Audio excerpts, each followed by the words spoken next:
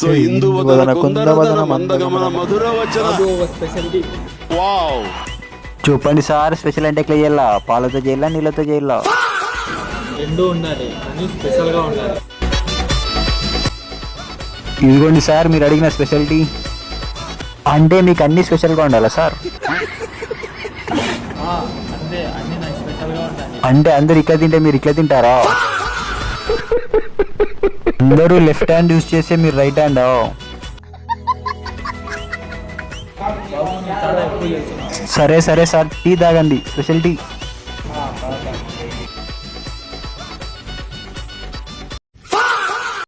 ఏం సార్ నెల తప్పారా? మీరే కదా సార్ స్పెషల్ టీ అన్నారు. మరేం ఇట్లుంది? మామూలు పాలతో కాకుండా పంది పాలతో చేసా.